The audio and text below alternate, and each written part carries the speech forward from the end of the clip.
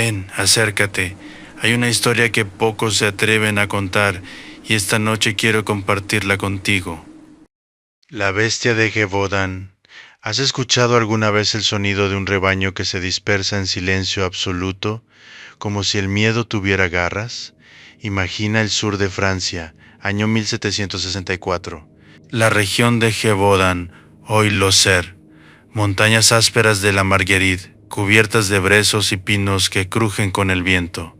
Aldeas de piedra gris, techos inclinados de lauces oscuras, humo saliendo de chimeneas bajas.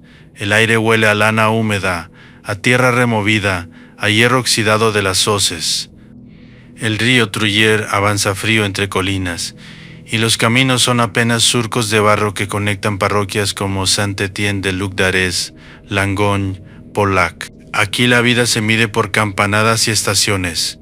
Pastores jóvenes vigilan ganado con varas de fresno, mujeres cargan agua desde pozos comunales, niños descalzos corren entre muros de piedra seca. Y entonces, el 30 de junio de 1764, una muchacha llamada Jeanne Boulet aparece desgarrada cerca de Les Subacs en la parroquia de Saint-Étienne-de-Luc d'Arès. Tenía 14 años. El sacerdote anota el fallecimiento en el registro parroquial. No escribe monstruo, escribe devorada por la bestia. La bestia, los rumores no tardan. No hablan de un lobo común. En esas montañas los lobos son conocidos. Se cazan, se espantan, se envenenan. Pero esto no encaja. Los testigos describen un animal más grande que un lobo ordinario. Pecho ancho, lomo largo, pelaje rojizo, con una franja oscura a lo largo del espinazo. Cola gruesa que termina en penacho. Mandíbulas que no desgarran al azar. Buscan el cuello, la garganta, arrancan cabezas. Escuché el viento entre los abetos. ¿Lo oyes? Ese silbido era lo último que escuchaban muchos. En julio, agosto, los ataques continúan. En los alrededores de Luc, de Chanalage, de Pruniers, las víctimas son, casi siempre, mujeres y niños que cuidan ganado. El patrón se repite con precisión inquietante. La criatura ignora a los hombres armados, rodea a los adultos y se lanza contra los más vulnerables. Instinto animal o cálculo. Un grupo de niños en septiembre logra ahuyentarla golpeándola con lanzas improvisadas. Dicen que la vieron erguirse un instante, como evaluándolos. Uno de ellos, Jacques Portefeuille, apenas un adolescente, organiza la defensa. Su nombre llegará a oídos del rey, porque sí, la noticia cruza montañas, ríos, llega a Versalles. En 1765, el propio Luis XV recibe informes oficiales. Se habla de más de 30 muertos, luego 50, luego 80. Los registros parroquiales se llenan de tinta y duelo. Pero regresemos a las colinas. Es otoño. Las hojas se vuelven ocres. El aire se vuelve más denso. En una granja aislada, una madre escucha a lo lejos el balido cortado de sus ovejas. Un golpe seco. Y un silencio. Y después, un grito que no termina. Era un lobo gigantesco, un cruce de perro mastín traído por soldados, algo escapado de una colección privada. Algunos hablan de rayas en el pelaje. Otros juran haber visto orejas pequeñas, casi redondeadas, una hiena. Susurran los más audaces. Un castigo divino, murmuran los ancianos, pero lo que importa no es el nombre, es la sensación. Camina conmigo por esos senderos empinados. Siente el barro pegándose a tus botas. Imagina mirar por encima del hombro cada pocos pasos. Cada arbusto parece moverse, cada sombra parece respirar. Y mientras el invierno se aproxima, la bestia no se detiene. Al contrario, se vuelve más audaz. Y en enero de 1765, el rey decide enviar a su propio cazador. Pero antes de que los mosquetes reales lleguen a la Marguerite, alguien más intentará enfrentar aquello que acecha entre los pinos. Y esa decisión cambiará el ritmo de la cacería. ¿Te atreverías a dormir sabiendo que algo merodea tu puerta y que no teme al hombre armado? El invierno de 1764 cae sobre la Marguerite con una crudeza que corta la piel. La escarcha cubre los pastizales como vidrio molido. Las chimeneas arden día y noche en aldeas como Pauillac, Pinols, Venteauges. Dentro de las casas de piedra, las familias comen sopa espesa de cebada y castañas, pero nadie conversa en voz alta. Cada golpe del viento contra las contraventanas provoca miradas tensas. La bestia sigue atacando. El 12 de enero de 1765, cerca de Les Hermots, una joven pastora es hallada sin vida. Días después, en el camino entre Saugues y Montgon, otro cuerpo. Los informes describen la misma violencia: garganta destrozada, rostro irreconocible. El animal parece preferir el cuello, como si supiera exactamente dónde terminar con la vida en segundos. ¿Un simple depredador actuaría así, con esa constancia quirúrgica? Los hombres organizan batidas, campesinos con horcas, cazadores con mosquetes de chispa, soldados locales con uniformes gastados. Se alinean formando semicírculos en los bosques de la Marguerite. Gritan, golpean troncos, avanzan paso a paso. Escucha el crujido de la nieve bajo las botas, el chasquido de una rama, el jadeo contenido, y entonces nada. La bestia parece deslizarse entre ellos. Ataca en otra parroquia el mismo día, como si supiera dónde no están. El conde de Montcalm, gobernador del Languedoc, envía reportes urgentes. Las cifras ascienden, más de 50 muertos. Los nombres se acumulan en los registros parroquiales. Niños de 10, 11 años. Mujeres de 20, 30. Pastores curtidos. En marzo, un grupo de 7 niños liderados por Jacques Portefeuille enfrenta a la criatura cerca de Villaret. Se agrupan espalda con espalda, armados con lanzas improvisadas. Cuando la bestia intenta embestir, clavan hierro y gritan al unísono. El animal retrocede. ¿Valor o desesperación? El episodio llega a Versalles. Luis XV concede recompensas a los muchachos. La noticia transforma el miedo en una mezcla de orgullo y rabia. Si unos niños pudieron resistir, ¿por qué los cazadores no logran abatirla? En febrero de 1765 llegan los primeros enviados oficiales, Jean-Baptiste Duhamel, capitán de dragones, y sus hombres. Uniformes azules, mosquetes relucientes, disciplina militar. Se instalan en Saint-Chély-d'Apcher. Organizan grandes batidas con cientos de campesinos. El paisaje se convierte en teatro de guerra. Columnas humanas avanzan entre colinas cubiertas de nieve. Tambores marcan el ritmo. Disparos retumban en los valles. Pero la criatura no cae. Aparecen lobos muertos, sí, decenas, algunos de tamaño notable. Sin embargo, los ataques continúan días después. Mismo patrón, misma brutalidad. Empiezan las preguntas incómodas.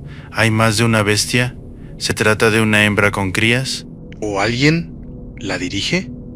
En tabernas de Suez, hombres con manos agrietadas murmuran teorías al calor del vino oscuro. Algunos recuerdan haber visto un animal con pecho claro y manchas oscuras en los flancos.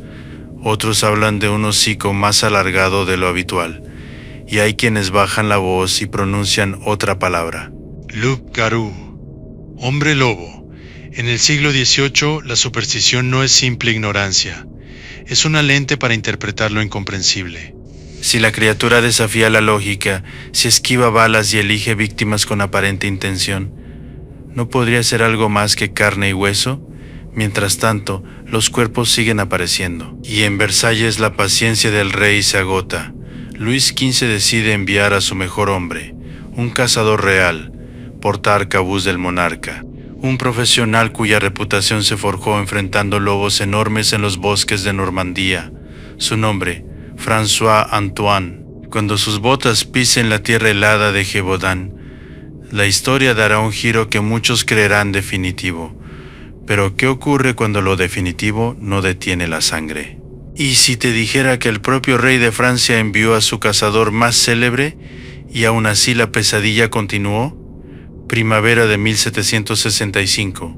Los caminos de la Marguerite ya no están cubiertos de nieve, pero el barro conserva huellas recientes, pezuñas, botas y algo más profundo, marcas de garras que se hunden con peso descomunal. En junio llega a la región François Antoine, porta-arcabuz de Luis XV. No es un campesino improvisado, es un hombre de complexión sólida, cabello empolvado, mirada fija y mandíbula firme. Viste casaca de caza verde oscuro, botas altas de cuero endurecido y porta un mosquete largo, calibrado y mantenido con precisión casi obsesiva. Ha abatido lobos enormes en los bosques reales. Sabe esperar, sabe disparar. Se instala en Saint-Chély-d'Apcher, revisa informes parroquiales, interroga testigos, camina los mismos senderos donde cayeron las víctimas. Se agacha, toca el suelo, mide huellas con la palma abierta. No habla mucho, pero escucha cada detalle. Grande como un ternero, pelaje rojizo con lomo oscuro, saltó más alto que el seto. Antoine no se burla, anota, organiza batidas meticulosas. No cientos desordenados, sino líneas calculadas que avanzan como una red cerrándose. Coloca tiradores en puntos estratégicos entre los bosques de la Tenasseire y las colinas cercanas a Pollack. El 21 de septiembre de 1765, cerca de la abadía de Chasses, ocurre el momento que muchos esperaban. Un lobo enorme emerge entre los matorrales. Testigos hablan de un animal de proporciones inusuales. Antoine apunta.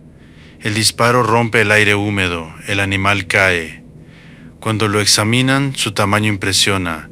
Más de unos 70 metros desde el hocico hasta la cola. Mandíbulas poderosas, pelaje gris rojizo. Lo trasladan a Sugues y luego, cuidadosamente embalsamado, a Versalles. En la corte lo presentan como el lobo de Gévaudan. El rey recibe la noticia con satisfacción. Se pagan recompensas. Antoine es celebrado. ¿Se acabó? ¿Durante unas semanas? Sí. Los campesinos respiran. Las puertas vuelven a abrirse. Los niños regresan a los pastizales.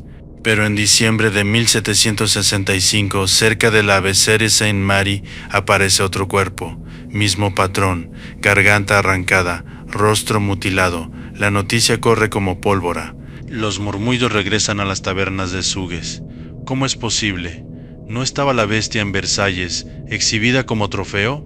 Algunos sugieren que el animal abatido era uno más. Otros, que nunca fue el verdadero.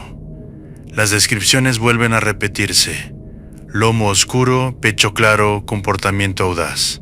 Un testigo jura que el animal no temió a un grupo de hombres armados. Caminó hacia ellos antes de desaparecer entre brezos. ¿Puede un lobo común sostener la mirada humana así? La tensión se transforma en algo más denso. Ya no es solo miedo, es humillación. El rey proclamó victoria y la muerte regresó. Las batidas continúan, pero con menos respaldo real. La corte ha celebrado el triunfo. Admitir el error sería aceptar que el monstruo sigue suelto. En las aldeas, sin embargo, no hay espacio para orgullo político. Solo hay tumbas frescas. Y en ese escenario aparece una figura distinta. No un cazador real, no un militar, un hombre del lugar, silencioso, observador. De barba áspera y manos curtidas por la tierra, Jean Chastel. Algunos lo describen como piadoso, otros como extraño. Vive en la Bessères-Saint-Marie, conoce cada colina, cada arroyo oculto entre los bosques, y mientras los rumores crecen, él afila sus balas. Dicen que las funde con plata. ¿Superstición o estrategia? En junio de 1767, 2 años después del primer ataque, la historia se acercará a su punto más tenso. Pero antes de que su mosquete truene en el bosque, algo ocurrirá que cambiará para siempre la manera en que los aldeanos miran las sombras. Escucha con atención, porque lo que viene no se parece a nada anterior. ¿Qué harías si la criatura que aterroriza tu tierra no huyera, sino que te observara? Año 1766. La celebración en Versalles ya es un recuerdo distante. En las colinas de la Marguerite, el miedo ha regresado con una textura distinta, más espeso, más resignado. Las campanas de parroquias como de Gés, Venteuges y la Bessères-Saint-Marie doblan con una frecuencia que ya nadie comenta en voz alta. Los ataques no son diarios, pero sí persistentes. Y cada nuevo cuerpo reabre la herida del error real. Los registros parroquiales anotan fechas con tinta oscura. Primavera, verano, otoño. El patrón no desaparece. Las víctimas siguen siendo, en su mayoría, mujeres jóvenes y niños encargados del ganado. El animal parece preferir zonas abiertas cerca de bosques densos. Golpea rápido. Se lleva el cuerpo o lo deja mutilado como advertencia. Un pastor de la zona de Pollack relata haber visto a la criatura detenerse a unos 30 pasos. No huía, no gruñía, lo miraba. Su respiración levantaba el polvo seco del sendero. Tenía el pecho amplio, casi felino en su postura. Luego giró con calma y desapareció entre los brezos. ¿Te imaginas sostener esa mirada? Las descripciones se vuelven más detalladas. Algunos hablan de un hocico más corto que el de un lobo común. Otros insisten en manchas oscuras en los flancos. Un testigo menciona que el animal parecía tener el vientre claro y el lomo casi negro, como si llevara una sombra adherida. Mientras tanto, las batidas oficiales disminuyen. La corte no envía más cazadores de renombre. La región se siente abandonada. Es aquí donde el nombre de Jean Chastel comienza a circular con más fuerza. Vive en una casa de piedra en la Besser-Saint-Marie, edad avanzada para la época, alrededor de 50 años. Alto, espalda ligeramente encorvada por años de trabajo en el campo. Barba espesa, mirada profunda, no habla de más, asiste a misa, conoce los senderos menos transitados de la Marguerite como si fueran líneas en su propia mano. Tiene 2 hijos, Pierre y Jean-Antoine. Los 3 participan en batidas. Algunos vecinos los consideran hábiles cazadores, otros susurran que la familia guarda secretos. En una ocasión, durante una gran cacería organizada en 1766, se dice que Jean Chastel fue detenido brevemente por discutir con autoridades locales. Nada probado, solo fricción. Pero el rumor alimenta la imaginación. ¿Podría alguien del lugar saber más de lo que aparenta? Las noches en Gévaudan se vuelven más densas. El viento atraviesa los bosques con un sonido que recuerda un lamento prolongado. Las antorchas iluminan caminos apenas visibles. Las madres acompañan a sus hijos incluso a distancias cortas. Escucha el balido distante de una oveja. Un golpe seco. Silencio. El miedo ya no es explosivo, es constante. Se ha instalado en las rutinas, en la forma de cerrar puertas, en la manera de caminar en grupo, en la decisión de no salir al anochecer. Y sin embargo, hay algo diferente ahora. La bestia parece acercarse más a zonas habitadas. Ataca cerca de casas. A plena luz del día en algunas ocasiones. Desafío. Confianza excesiva o la certeza de que nadie puede detenerla. En la primavera de 1767, los ataques se concentran alrededor del Monte Mouchet y los bosques cercanos a la Besseir-Saint-Marie. El escenario se estrecha. El círculo se cierra. Jean Chastel limpia su mosquete con paciencia. Derrite plomo. Moldea balas con una precisión casi ritual. Algunos dicen que las bendice, otros que simplemente calibra el peso exacto. El 18 de junio de 1767 se organiza una nueva batida en las laderas del Monte Mouchet. Al amanecer, la niebla cubre los pastizales como un sudario, y Jean Chastel se detiene. No corre, no grita. Se arrodilla y espera. Lo que verá al día siguiente quedará grabado en la memoria de Francia, pero todavía no escuchas el disparo. ¿Te atreves a escuchar el instante exacto en que el miedo cambió de dirección? 19 de junio de 1767. Monte Mouchet. El amanecer apenas despeja la bruma que cubre las laderas onduladas entre la Besseir-Saint-Marie y los bosques cercanos. El pasto está húmedo. El aire huele a resina y tierra fría. La batida avanza en silencio. Hombres separados por decenas de metros forman una línea irregular. Mosquetes apoyados en el hombro. Dedos tensos. Jean Chastel no camina con el grupo. Se aparta ligeramente, se sienta sobre una roca plana. Saca un pequeño libro de oraciones y lo sostiene abierto. Algunos dirán que leía los salmos, otros que simplemente aguardaba. Escucha el latido de tu propia respiración, un movimiento entre los brezos. No es un salto brusco, es una aparición lenta. La criatura emerge desde la espesura, grande, más larga que un lobo común. Pecho amplio, lomo oscuro, pelaje con reflejos rojizos bajo la luz pálida del sol. La cola gruesa cae pesada detrás de ella. No corre, camina. Se detiene a unos 30 pasos de Chastel. ¿Lo estaba observando? Los relatos dicen que el animal no mostró miedo, no se abalanzó de inmediato, mantuvo la distancia. Sus ojos fijos. Jean Chastel cierra el libro.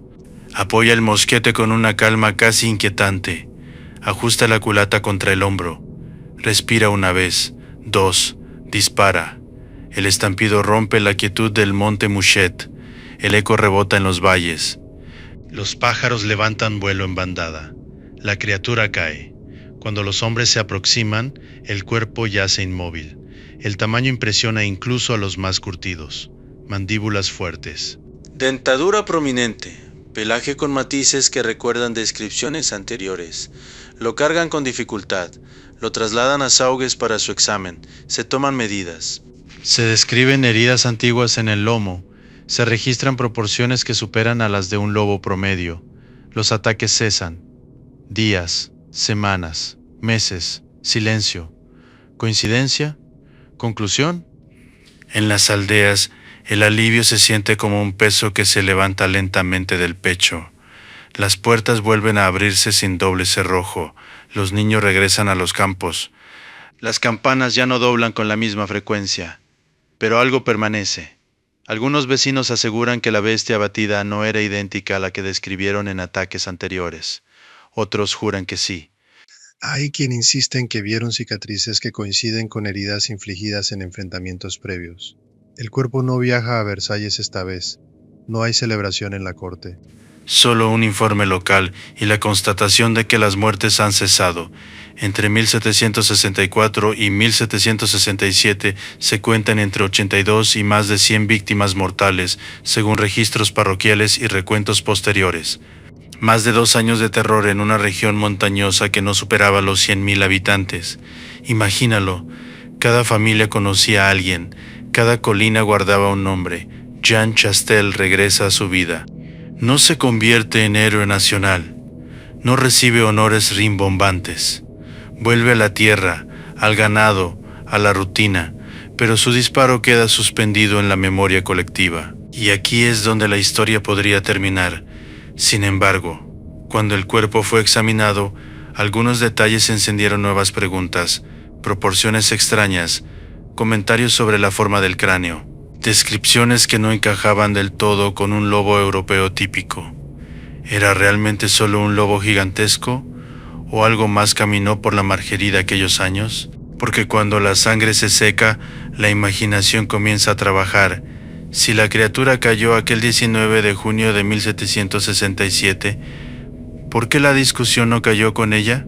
El cuerpo abatido por Jean Chastel fue examinado en Saugues. Se midieron sus proporciones, se observaron cicatrices antiguas, se habló de una cabeza más grande de lo habitual y un pecho desproporcionado. Algunos señalaron que el animal tenía una dentadura formidable, con colmillos particularmente desarrollados. Pero escucha esto con atención. No existía en 1777 la zoología moderna como la conocemos.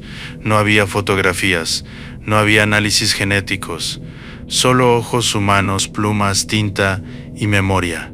Y la memoria, cuando está impregnada de miedo, no es una herramienta neutra. La hipótesis más aceptada desde entonces apunta a un lobo de tamaño excepcional. En el siglo XVIII, Francia albergaba una población abundante de lobos. Los inviernos duros y la presión humana podían volverlos más audaces. Algunos especialistas posteriores sugirieron la posibilidad de un cruce entre lobo y perro, un perro lobo, lo que explicaría ciertas variaciones en comportamiento y apariencia. Pero no todos quedaron satisfechos con esa explicación. Algunos testigos insistieron en detalles desconcertantes, rayas en el lomo, un porte casi felino, orejas más pequeñas. Esos rasgos alimentaron otra teoría. ¿Una hiena? En el siglo XVIII existían colecciones privadas de animales exóticos en Francia. Nobles y militares traían criaturas desde África y otros territorios. Una hiena rayada con su espalda inclinada y su pelaje listado podría coincidir con ciertas descripciones. Imagina por un momento a una hiena escapada en las montañas de la Margeride. No es un escenario imposible en una Europa fascinada por lo exótico, pero hay un problema: la resistencia al frío, el patrón de caza, la persistencia durante casi 3 años, y entonces surge la hipótesis más inquietante: ¿y si no fue solo un animal? Algunos investigadores posteriores sugirieron la posibilidad de múltiples lobos actuando en la región, lo que explicaría la continuidad tras la muerte del lobo abatido por François Antoine en septiembre de 1765. 2 animales distintos, 2 momentos distintos, un mismo terror. Otros fueron más lejos. En ciertas crónicas locales del siglo XIX aparecen insinuaciones sobre intervención humana. Y un animal entrenado, dirigido, liberado en momentos estratégicos. No existen pruebas concluyentes, pero la sola idea altera la percepción, porque un lobo hambriento es naturaleza. Un animal utilizado por un hombre es algo diferente. Y luego está la capa más antigua, la más visceral. En 1764, la palabra loup-garou no era folclore inofensivo, era una posibilidad temida. En aldeas donde la fe y la superstición convivían, una criatura que desafiaba balas, que elegía víctimas específicas y parecía aparecer y desaparecer con inteligencia, podía interpretarse como algo más que carne y hueso. ¿Recuerdas cómo algunos testigos decían que la bestia sostenía la mirada antes de retirarse? Ese detalle alimentó décadas de relatos. Mientras tanto, los números permanecen fríos. Entre 82 y más de 100 muertos en una región concreta, entre 1764 y 1767. Nombres inscritos en registros parroquiales de lugares como Saint-Alban-sur-Limagnol, Desgies y Polac. Datos duros. Pero los datos no borran las preguntas. En las noches de invierno posteriores, cuando el viento atravesaba la Marguerite, los ancianos aún contaban la historia junto al fuego, y cada narrador añadía un matiz distinto, un tamaño mayor, un brillo diferente en los ojos, una pausa antes del ataque. Así funciona la memoria colectiva, conserva el núcleo y expande los bordes. La bestia de Gévaudan dejó de matar en 1777. Pero no dejó de transformarse, y lo que ocurrió en los años siguientes convirtió un episodio sangriento en una leyenda que cruzaría siglos. Porque cuando la sangre se convierte en historia, la historia se convierte en símbolo. Cuando el último disparo se apagó en el monte Mouchet, ¿terminó el miedo? ¿O apenas comenzó el mito? Tras 1767, la Marguerite volvió lentamente a su ritmo habitual. El viento siguió barriendo los brezos. Las ovejas regresaron a las laderas. Los mercados en Saugues y Saint-Chély-d'Apcher recuperaron el murmullo de comerciantes y campesinos. Pero algo había cambiado. La bestia dejó de ser solo un animal. Se convirtió en relato. En las décadas siguientes, viajeros que cruzaban los Ser preguntaban por la historia. Los lugareños señalaban colinas, describían senderos, repetían nombres. Cada narración añadía matices. El lomo se volvía más oscuro, los colmillos más largos, la inteligencia más calculadora. Escucha cómo funciona la transformación. Un niño escucha la historia en 1780, crece, la cuenta en 1805, añade un detalle que su abuelo mencionó apenas en susurro. Para 1830 la criatura ya no solo atacaba, acechaba con intención casi humana. En el siglo XIX, algunos cronistas regionales comenzaron a recopilar testimonios antiguos. Revisaron registros parroquiales, sumaron cifras, compararon fechas. El número de víctimas oscilaba, 82 confirmadas, más de 100 según otros recuentos. La imprecisión alimentaba la magnitud. ¿Fue una sola criatura durante 3 años? ¿O varias? ¿Hubo realmente 2 animales abatidos?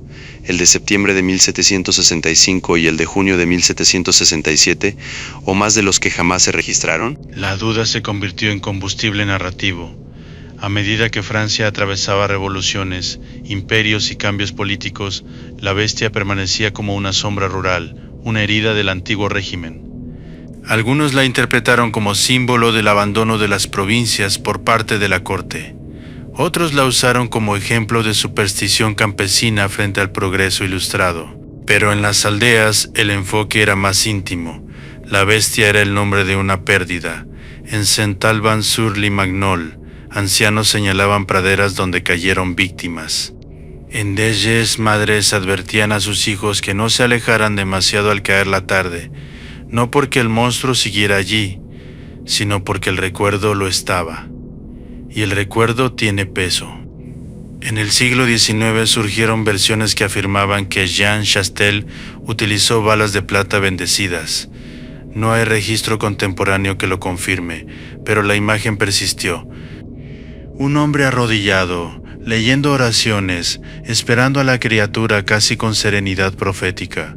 ¿Necesitaba la historia ese componente casi ritual para sentirse completa? Con el tiempo, la bestia dejó de ser únicamente zoológica. Se volvió psicológica, representaba el miedo colectivo frente a lo inexplicable. Una amenaza que desafiaba autoridad, ciencia incipiente y religión.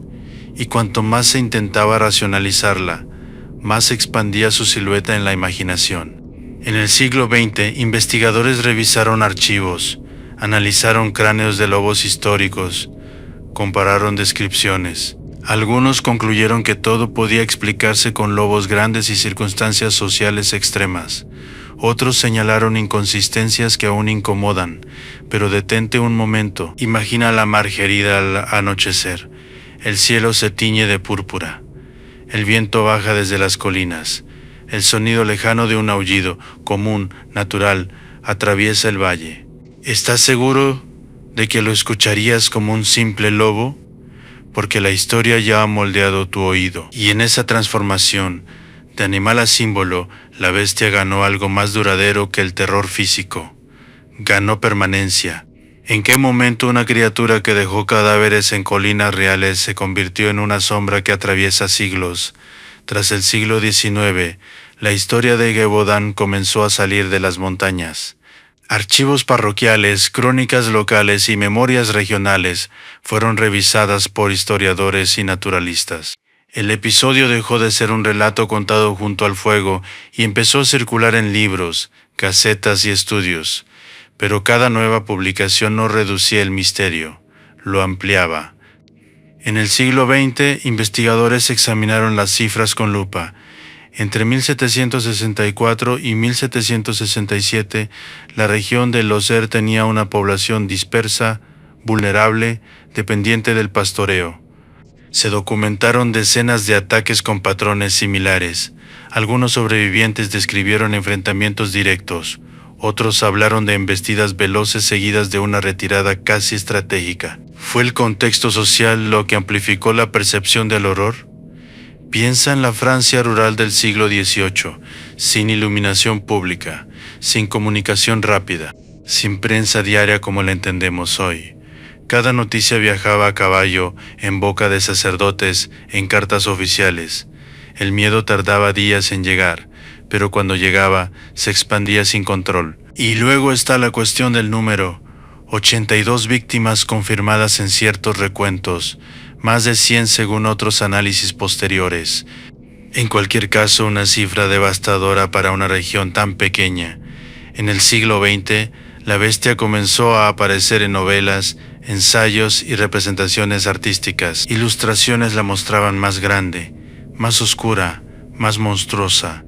Los colmillos crecieron en el papel, los ojos adquirieron brillo sobrenatural. El símbolo superó al animal. Algunos estudiosos intentaron reconstruir el cráneo del lobo abatido por Jean Chastel, basándose en descripciones antiguas. Otros compararon medidas con lobos europeos actuales. Las conclusiones nunca fueron unánimes, porque la bestia ya no era solo biología, era narrativa, y la narrativa se adapta. En la Margeride contemporánea, senderos turísticos señalan lugares asociados a los ataques. Monumentos recuerdan a las víctimas. El Monte Mouchet, testigo del disparo de 1767, guarda una quietud que parece intacta. Si caminas por allí hoy, escucharás el viento atravesar la hierba alta. Verás colinas que ondulan hasta el horizonte. Nada sugiere que durante casi 3 años ese paisaje fue escenario de persecuciones, gritos y sangre, pero el suelo lo recuerda, y a la memoria colectiva también. La bestia de Gévaudan se convirtió en una de las leyendas más persistentes de Europa, no porque fuera fantástica, sino porque nació de hechos registrados, nombres escritos, fechas precisas. La combinación de documento y misterio es poderosa. Te pregunto algo, si mañana apareciera un caso similar, ataques repetidos, descripciones ambiguas, autoridades que anuncian una victoria prematura, ¿cuánto tardaría el mundo en convertirlo en mito? La historia de Gévaudan nos muestra cómo la frontera entre crónica y leyenda es delgada. Basta con una grieta de incertidumbre para que la imaginación entre, y esa grieta aún existe. Porque aunque el disparo de Jean Chastel silenció los ataques, nunca silenció todas las preguntas. En la siguiente página vamos a descender nuevamente a 1764, a mirar con más detalle a las personas detrás de los nombres, porque antes del mito hubo vidas interrumpidas, y esas voces todavía susurran entre los pinos. Antes del mito hubo pasos pequeños sobre la hierba húmeda. Regresemos a 1764, no al monstruo, a las personas. Imagina a una joven pastora de 14 años caminando por las colinas cercanas a Saint-Étienne-de-Lugdarès. Lleva un vestido sencillo de lana basta, delantal atado con nudo firme, manos agrietadas por el frío. Su rutina no es extraordinaria: vigilar ovejas, recoger leña, regresar antes del anochecer. No sabe que su nombre quedará registrado en un libro parroquial como la primera víctima reconocida, Jean Boulet. Su muerte no fue una cifra en su momento, fue una ausencia en una mesa. Un espacio vacío en la misa del domingo, una madre que dejó de escuchar pasos en el umbral, y después vinieron otros nombres, niños que defendieron ganado con varas de fresno, mujeres que caminaron solas por senderos que conocían desde la infancia, pastores que confiaban en su experiencia para distinguir un peligro real de un rumor exagerado. La bestia no atacaba en castillos ni en ciudades amuralladas, atacaba en praderas abiertas, en laderas inclinadas donde el viento empuja con fuerza constante, en caminos de tierra que conectaban aldeas dispersas como la Besseyre Sainte-Marie de Ges-Polhac. Cierra los ojos por un instante, escucha el balido de una oveja interrumpido, el golpe de un cuerpo contra el suelo, el grito que se corta. Los registros parroquiales anotaban: muerto por la bestia, sin dramatismo literario, sin adjetivos, solo la constatación repetida, pero cada anotación era una historia incompleta. Jacques Portefa, el muchacho que organizó la defensa de otros niños, no fue solo un héroe anecdótico, era un adolescente acostumbrado al trabajo duro, a la responsabilidad temprana. Cuando la criatura intentó embestir, él no huyó primero. Agrupó a los suyos, ordenó avanzar en bloque. ¿Valor innato o puro instinto de supervivencia? Jean Chastel tampoco fue un cazador mítico en su día a día. Era un campesino con manos endurecidas, con arrugas marcadas por sol y viento. Su decisión de arrodillarse y esperar el 19 de junio de 1777 no ocurrió en un vacío heroico. Ocurrió tras años de miedo acumulado, y aquí surge una pregunta que incomoda. ¿Fue la bestia responsable de cada muerte atribuida a ella? En una región donde los lobos eran numerosos, donde la comunicación era lenta y el pánico podía amplificar relatos, es posible que algunos ataques aislados se agruparan bajo un mismo nombre. El miedo unifica, simplifica, necesita un rostro. La bestia ofrecía ese rostro, uno grande, con lomo oscuro y pelaje rojizo, con colmillos visibles, con inteligencia casi humana. Pero detrás de ese rostro estaban las víctimas reales, las tumbas reales, las familias reales. Eso es lo que ancla esta historia al suelo. No es un cuento inventado en una noche de tormenta. Es un episodio que dejó cicatrices demográficas en una región concreta entre 1764 y 1767. Y sin embargo, a pesar de los registros de los nombres, de las fechas exactas, algo permanece fuera de foco. porque nunca hubo un consenso absoluto sobre qué era exactamente la criatura abatida en el monte Mushet. Nunca hubo una autopsia moderna. Nunca hubo pruebas que viajaran intactas al futuro. Solo relatos, medidas escritas, testimonios y una sombra que sigue moviéndose cuando el viento recorre la Margeride al anochecer. En la última página no buscaremos una verdad cerrada, buscaremos el eco, porque a veces lo más inquietante no es lo que ocurrió, sino lo que todavía no podemos explicar del todo. Si todo terminó en junio de 1767, ¿por qué sigues sintiendo que algo respira entre los árboles? Han pasado siglos desde que el disparo de Jean Chastel resonó en el monte Mushet. Las colinas de la Margeride siguen allí, onduladas, cubiertas de brezo y pino. El viento sigue descendiendo desde las alturas con ese silbido prolongado que parece un susurro antiguo. Nada visible recuerda el terror y sin embargo todo lo contiene. Entre 1764 y 1767, más de 80 vidas, quizá más de 100, quedaron registradas en libros parroquiales de Auxerre, nombres reales. Fechas precisas, aldeas concretas, Saint-Étienne-de-Lugdares, Polac, Deges, La Bessère-Saint-Marie, datos firmes. Pero la bestia nunca quedó completamente encerrada en esos datos. Fue abatido un lobo enorme en septiembre de 1765 por François Antoine, enviado del rey. Los ataques continuaron. Fue abatido otro animal el 19 de junio de 1767 por Jean Chastel. Los ataques cesaron. Y ahí, justo ahí, la historia se bifurca. ¿Fue un lobo excepcionalmente grande? ¿Fueron varios? ¿Un cruce inusual entre perro y lobo? ¿Un animal exótico escapado? ¿O la suma de depredadores comunes amplificada por el miedo colectivo? La respuesta más sobria apunta a la naturaleza, pero la imaginación humana rara vez se conforma con lo sobrio. Camina mentalmente por la Margeride al anochecer. El cielo se apaga en tonos azul oscuro, las sombras se alargan, una rama se quiebra bajo tu paso, te detienes, escucha, un aullido lejano. ¿Es solo un lobo? El siglo XVIII fue una época donde la frontera entre lo natural y lo sobrenatural era más porosa. Para muchos campesinos, una criatura que parecía elegir víctimas, que esquivaba batidas masivas y que reaparecía tras proclamaciones oficiales de victoria, no encajaba en la lógica ordinaria. La bestia se convirtió en algo más que carne y hueso. Se convirtió en advertencia, en símbolo de vulnerabilidad, en recordatorio de que incluso un rey, Luis XV, podía fallar al proteger a sus súbditos más remotos. En prueba de que la naturaleza, o aquello que creemos naturaleza, puede desbordar nuestras certezas. Hoy, cuando se habla de la bestia de Gévaudan, la conversación oscila entre archivo y leyenda, entre cráneo medido y colmillo exagerado, entre lobo y monstruo, y quizás ahí reside su fuerza, no en lo que sabemos, sino en lo que permanece abierto. Porque hay algo profundamente inquietante en una historia donde los hechos existen, pero no cierran del todo. Las montañas guardan silencio, los registros parroquiales no añaden nuevas páginas. El disparo de 1767 sigue siendo el último.